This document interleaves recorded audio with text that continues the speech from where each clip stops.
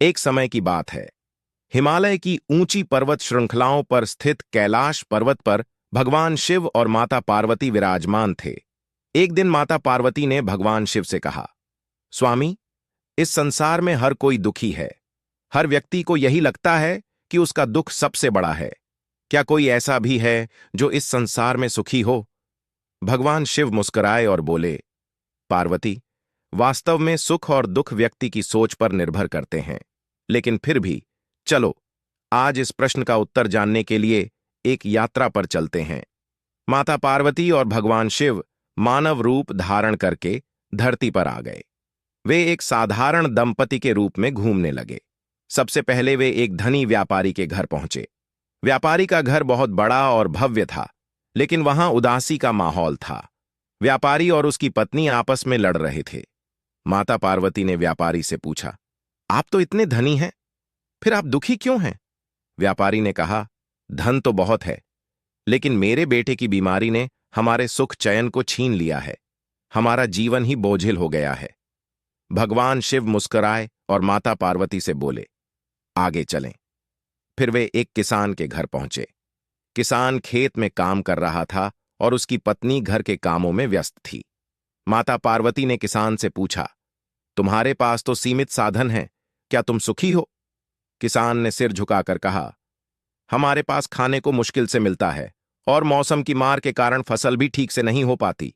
हम तो रोज संघर्ष में ही जीते हैं। भगवान शिव ने यहां से भी आगे बढ़ने का निर्णय लिया। वे एक साधु के आश्रम में पहुंचे। साधु ने उनका स्वागत किया।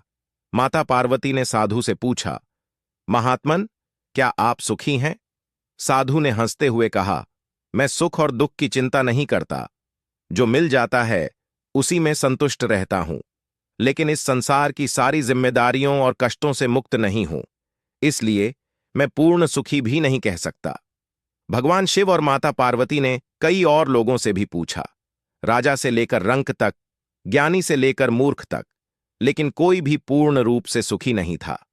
अंत में माता पार्वती ने भगवान शिव से कहा, स्वामी, क्या कोई भी सुखी नहीं है? भगवान शिव बोले, चलो, अब मैं तुम्हें सच्चा सुख दिखाता हूं। वे दोनों एक छोटे से गांव के किनारे पहुंचे, जहां एक बूढ़ा किसान और उसकी पत्नी एक छोटी सी झोपड़ी में रहते थे। दोनों बूढ़े किसान थे। उनका कोई संतान नहीं था और उनके पास धन दौलत भी नहीं थी। भगवान शिव ने उनसे पूछा, तुम्हारे पास तो कुछ भी नहीं है, क्या तुम सुखी हो? बूढ़ा किसान मुस्कुराया और बोला, हमारे पास भगवान का दिया हुआ जीवन है, एक दूसरे का साथ है, और जो भी हमें मिलता है हम उसमें संतुष्ट रहते हैं। हम जानते हैं कि भगवान हमें जो देता है वही हमारे लिए सबसे अच्छा है। हम किसी चीज की लालसा नहीं करते, इसलिए हम सुखी हैं।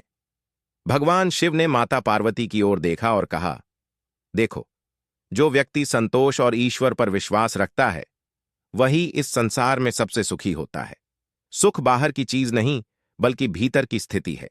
जब इंसान अपने भीतर के संतोष को पा लेता है, तभी वह सच्चे सुख का अनुभव करता है। इस प्रकार भगवान शिव और माता पार्वती ने सभी को यह सिखाया कि सच्चा सुख धन दौलत या भौतिक वस्तुओं में नहीं, बल्कि संतोष, प्रेम और ईश्वर पर विश्वास में होता है। जो व्यक्ति इसे समझ जाता है वही इस संसार में सबसे सुखी होता है।